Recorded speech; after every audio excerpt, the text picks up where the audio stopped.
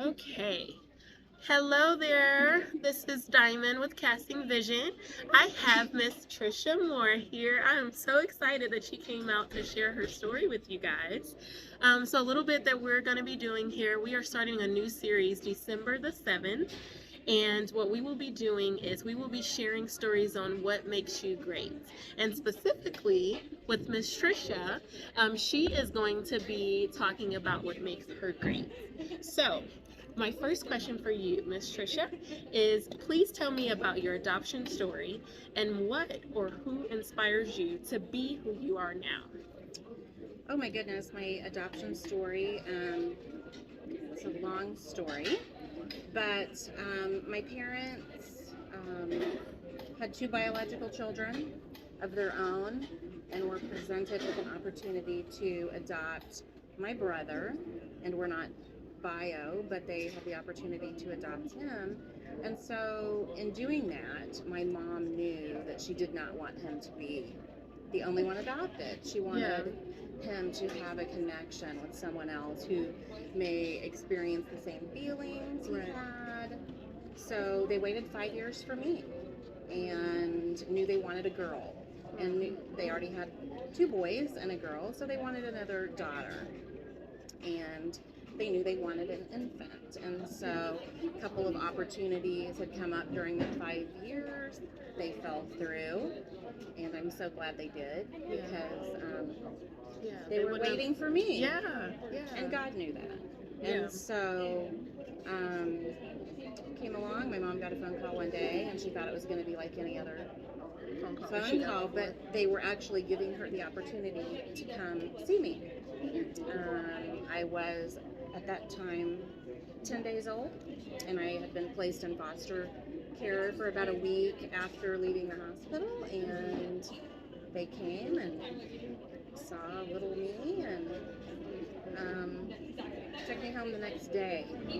Oh, wow, that was fast. Took me home the next day. So here they are, and everybody just started scrambling. My mom is the youngest of five girls, and so all of her sisters had kids or whatever through various ages. Yeah. And they started pulling stuff together, clothes, blankets, diapers, you name it. Yeah, so brought me home the next day, and then the adoption was finalized in about 6 months. So I went through my entire life knowing I was adopted, even before I knew what it was meant. I knew I was adopted, and when I was real young, I would say I was de-adopted. De-adopted because I couldn't say adopted, and so I just knew that. That's so cute. Yeah, I was de-adopted, and I don't know, my parents always made it such a good thing, like a special thing. Yeah, because it is. Yeah, I was chosen, and we wanted you, and we waited for you. Yeah. And so I just always knew. Yeah. And I have a great family. My parents never made me feel different. Yeah. If anything, they made me feel more special, and being the baby of the family. Yeah.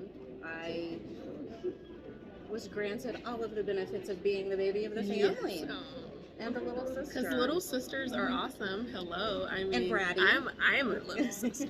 I'm awesome. And I was the little baby girl. Yeah. And I'm a daddy's girl and a mama's girl. I don't know if I could go either way with that. And so I know that I am who I am today because of that entire process. Yeah. I find that I'm like my mom so much. There's that nature versus nurture. Yeah. And my mom's nurturing was so strong. I do things just like her. I think things just like her. It was like it was destiny. It really was. Yeah. And while I grew up knowing that I'm different in a lot of ways, I don't look like my mother, I don't look like my siblings, I think a little differently sometimes, and just about things in life in general. But the manner in which I've tried to conduct my life and live my life, I always wanted to make them proud. Yeah. And I think part of being adopted too, at least for me, I can't speak for all adoptees. Growing up, I found the need and the desire to perform. I felt like I needed to perform. Yeah. Not that I ever had an abandonment issue. Yeah. but You wanted to impress. I wanted to impress. Yeah. I wanted to please. I was Yeah. the pleaser until I hit my teenage years. Yeah. But Like I any wanted, teenager. yeah, I wanted to please my parents. Yeah. I wanted to make them proud, and so it carried into adulthood, I think, too, trying to feel worthy.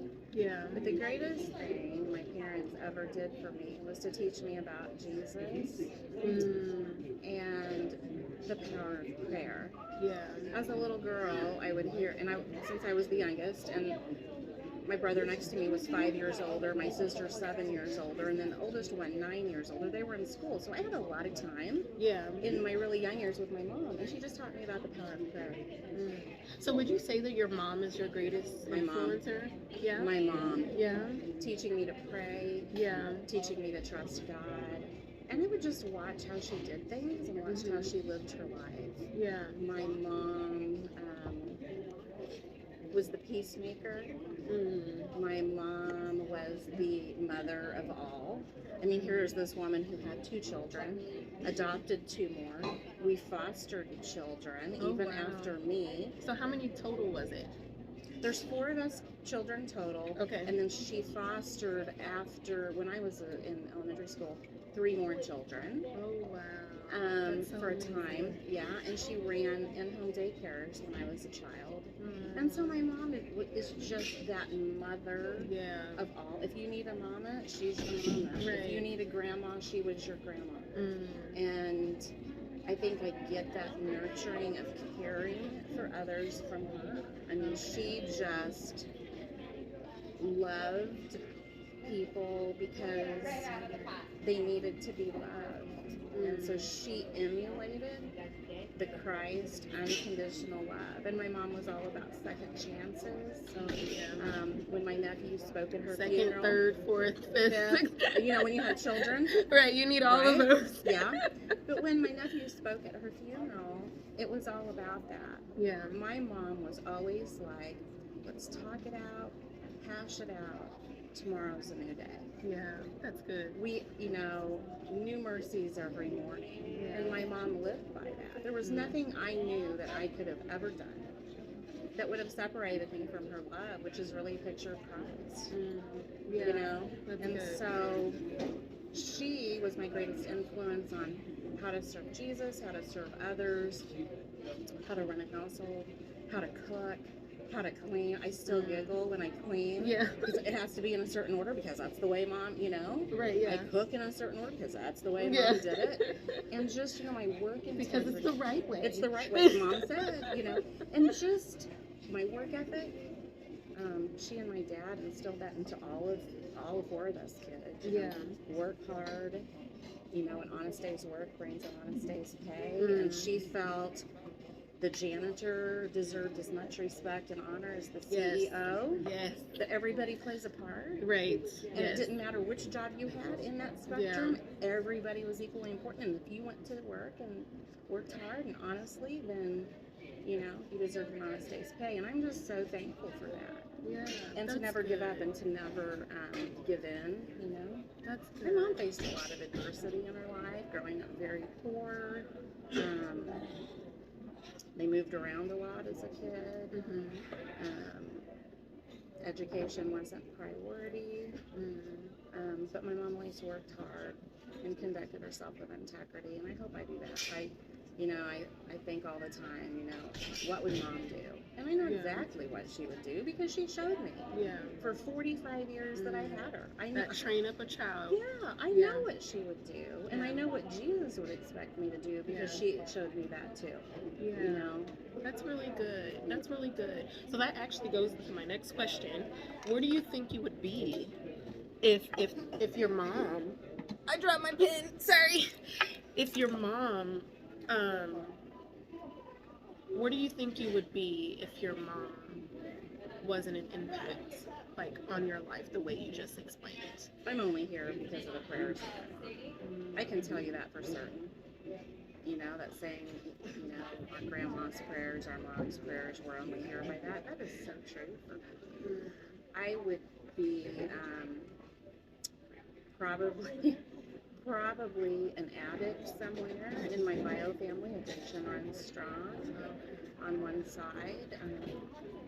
I don't know that I would have the faith that I have and as strong as I do. Not that I wouldn't have it, but I don't know if it would be strong. I don't know if my first response to every problem would be pray about it. I could call my mom and vent and carry on and cry, and she would say, well, have you talked to the Lord about it? I don't know that that would even be my first response. Yeah. And it is. Yeah. I can go to God and cry and scream and yell Yes. and say, he's got big shoulders, he can take it. And so I don't know that that would be my first response. I don't know that I would have the integrity. I don't know that I would have the work ethic. I don't know, I learned from her. And it's so impactful for any child.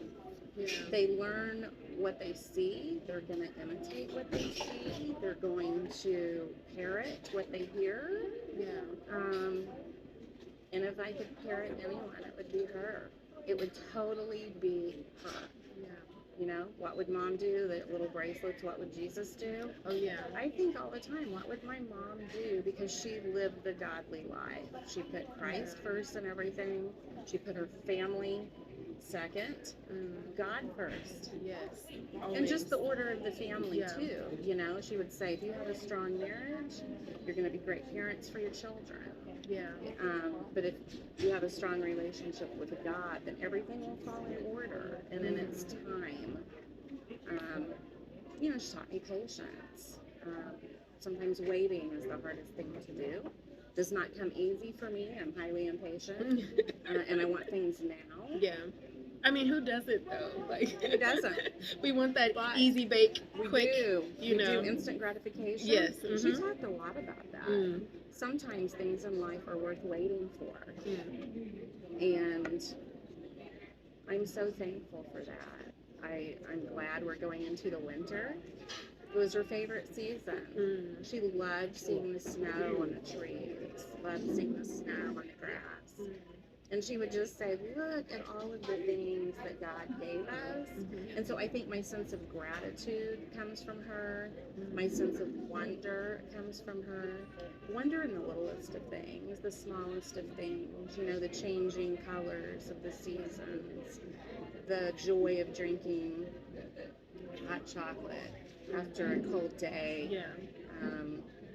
Being together as family, keeping the family unit together, holidays, birthdays, and all of the days in between. Yeah. We knew we had our mom. Yeah. And I was never too big to just crawl up beside her and get in her lap. Right. Ever. Never, ever. And when you think about it, that's how we are with Jesus. We're just like, okay, we are that way. However way it is, I'm going through this. I want you to hear me in this, and any emotion and any feeling, it's our responsibility to go to our Father and our mother. Absolutely. I believe. More specifically, having people that are a great impact in your life is necessary for your journey in general. It is. One thing that Pastor Sean says is don't do life alone. I don't feel anybody should be able to do life alone. And if they are alone, then they need to get connected with people that's gonna pour into them and love on them and show them who they were created to be. And that's what Casting Vision is. Casting Vision, we're here not only just for people that have had an amazing story like you, that have been in the foster system or have gotten adopted or currently living, with their parents, and they don't have the best means for them. Our goal is to reach those people, so that we can help them be successful in their journey. So I appreciate you being here and sharing your story with us. I'm sure they appreciate it very much. And is there anything that you feel that you would say to them as just a little nudge or a little boost to continue on where God is taking them, where they're being led, and just embracing who they are? God made us all in His image, and sometimes we don't always believe that. Sometimes we don't believe that it's our truth. we don't believe that we're good enough, but I can tell you that you are good enough, and God loved you enough to put you here, to give you the wonderful resources available at our fingertips. And His Word, He sent His Son for us. I can tell you that as wonderful as my parents were, there was a time in my life where I fell away from that, and I ran hard from God. But it was the prayers of my mom that brought me back, and it was the early foundation and the early knowledge that she gave me that kept drawing me back. God's pursuit is always there, even when you don't feel it, even when you think, I have royally messed up for the last time. Simply not true. He's still pursuing you. You're still worthy. You're still worth it.